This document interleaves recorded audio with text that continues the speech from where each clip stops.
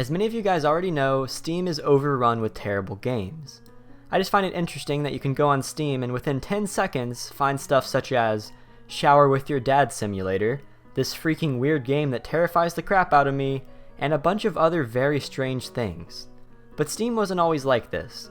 Back in 2014 and 2015, a majority of these releases were actually survival games. It used to feel like there was a new survival game that came out every single day, and each one was no better than the previous. I remember going on the Steam store under the survival category for hours at a time, trying to find something to play with friends. We would skim through tons of boring, basic, and terrible creations, but very rarely we would find one that stood out. This was the case with Miscreated. At the time that I came across this game in late 2014, Miscreated was doing fairly well.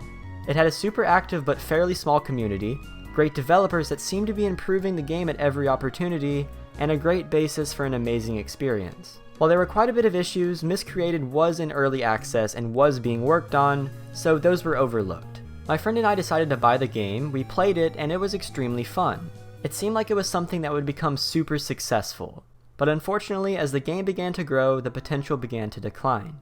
Players realized that there wasn't much that was going to change over time, and they saw a lot of problems that weren't being fixed. So they just stopped playing it. Looking back today, Miscreated is pretty much dead. Almost all potential has been lost, and players see a much different game than the one that they saw before. So in today's video, we're going to be covering what happened and why Miscreated failed.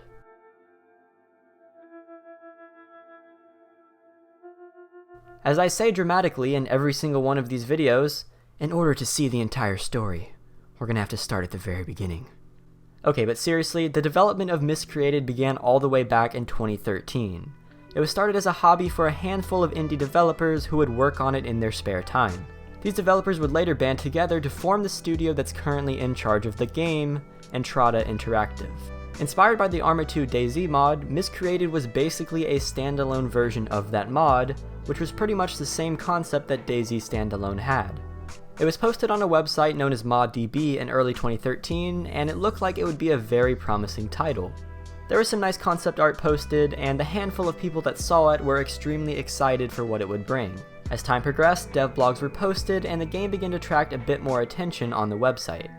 In January of 2013, the project was featured on the CryEngine website by Crytek themselves, who are the makers of the engine, and it helped to attract a lot more players to follow the development process of the game. Since it was being made as a hobby by a very small group of people, there wasn't a ton of progress made, but it was definitely being worked on as much as possible. In order to get help with the development process, the devs went online to recruit more people to help them work on it. It worked out well, and a few more people joined the team. So at this point, Entrada Interactive was pretty much created, and the speed of the development of Miscreated increased significantly, with weekly updates being posted on ModDB. These updates continued until eventually, in November of 2013, the developers launched in a pre-alpha. This did happen after a few closed playtesting sessions that took place earlier that year, and the followers of Miscreated were extremely excited to try out the project. During this time, Miscreated looked decent. Since it was so early in the life of this game, it was obvious that there was going to be some issues and bugs, so people understood that aspect. The gameplay was pretty good, the mechanics were a little rough around the edges, and the aesthetics of the world were also pretty rough. But again, this stuff was understandable because of how promising the future of Miscreated looked. After the alpha, feedback was given and some of the things that people didn't like were improved. Some YouTubers showed off some gameplay during this testing phase, so it actually gained even more popularity. With more people backing and following the game now, Entrada launched on Steam Greenlight on May 11, 2014, and a really nice teaser trailer was posted on YouTube. The trailer got over 100,000 views, and looking at the comments, a lot of people seemed excited for what was coming. But, like with any upcoming game, there were plenty of people who doubted the future of Miscreated. Some people claimed that this was just another DayZ cash grab, and others doubted the motives of the developers. And with the Steam Early Access program being as bad as it is, I cannot blame them. While there are a few exceptions, a majority of the stuff that have come from it are complete trash. But like I was saying, the game launched on Steam Greenlight on May 11th, 2014, and within 48 hours, it was in the top 100 on the page. 72 hours after the launch, the game was in the top 10. This just goes to show the popularity and praise that this upcoming game was getting, and things were looking great for the developers and for the future of Miscreated. While the Greenlight campaign was going on, updates continued, and eventually, in October of 2014, the game left pre-alpha and had the first official alpha test. This was a great milestone for the fans and made people feel like progress was being made. But the real excitement came when, in the same month, the game officially launched in early access on Steam. At first, the game didn't really take off too much, but over the next few months, a decent number of players would begin to purchase and play the game. While it did begin to take off, there was a major issue.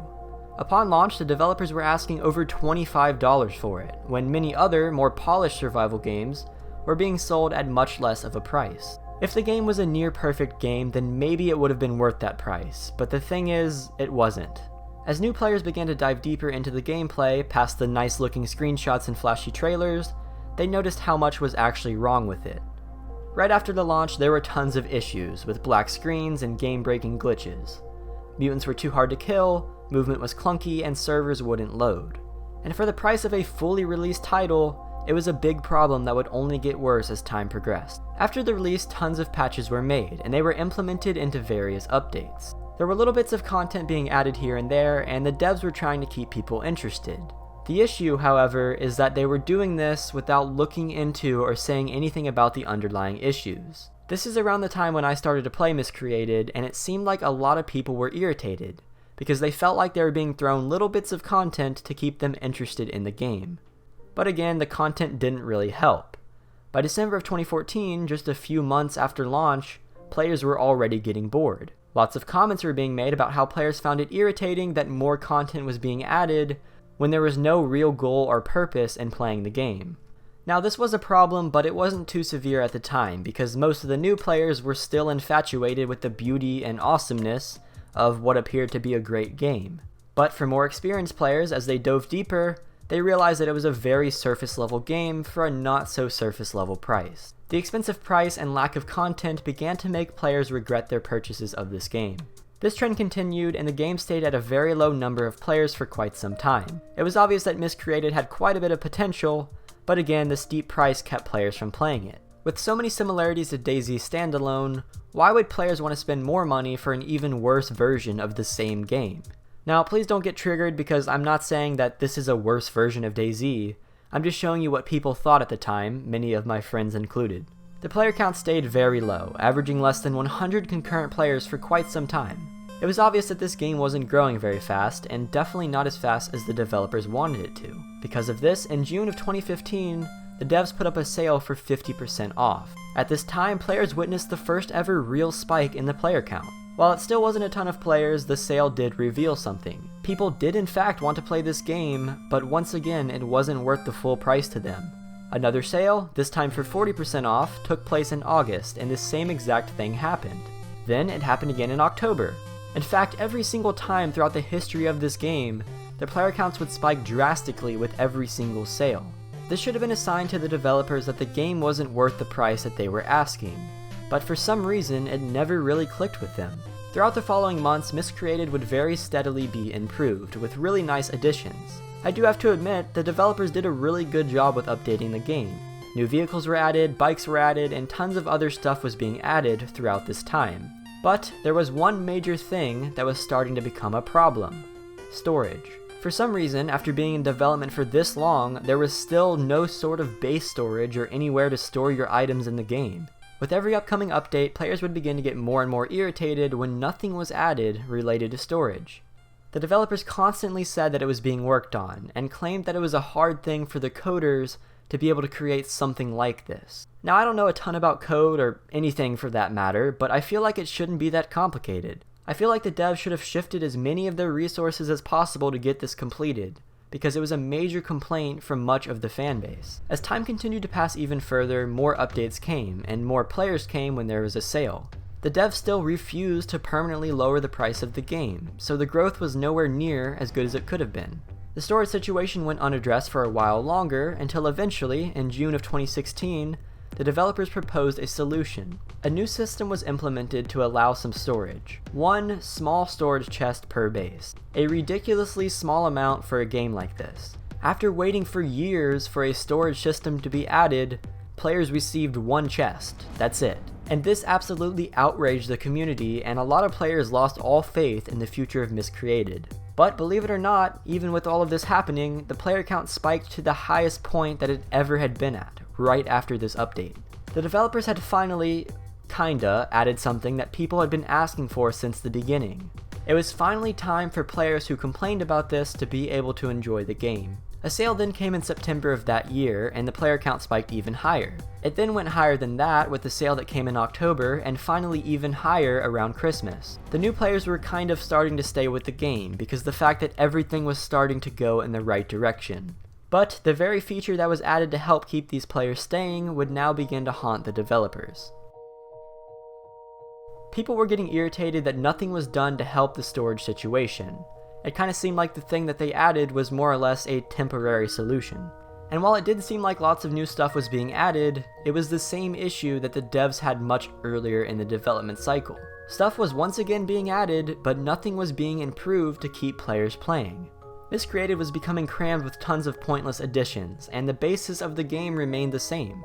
Every sale would introduce lots of new players, but players were leaving throughout this entire time. The game could easily attract new players with the sales, but nothing was done to keep these players playing. Because of this, you can see various spikes and then drop-offs right after the spikes. And the cycle has stayed like this until present day, when the game is just a hollow shell and very few people stick with it. The inventory system has still not been fixed, and the price has still not been lowered. And honestly, these two things are the main things that caused the game to fail. So, did the game fail financially? Absolutely not. With over 750,000 owners, the developers made a pretty penny with this. From this standpoint, yes, the game was successful. But what really failed with this game was the potential and hopes of all of the followers it had. Miscreated never became what it was planning on becoming, and a lot of the people who purchased it feel as if the game has let them down. It's honestly a shame how one simple thing that players want can have such a large effect on the fate of the game. If you were to take a look at the reviews, 99% of the negative ones mention the storage system, and the others mention the lack of content. These things, combined with the steep price tag, are what caused Miscreated to fail. While it still has an okay number of players, there is no doubt that this game has in fact failed. Anyways guys, that is going to be it for today's video, so I hope you guys enjoyed. Do you think Miscreated failed? Do you think this video is accurate? Or do you think it was something else that caused the situation? If you have any feedback to this video, please let me know in the comments. Anyways guys, thank you so much for watching. I will see you guys next time, and peace.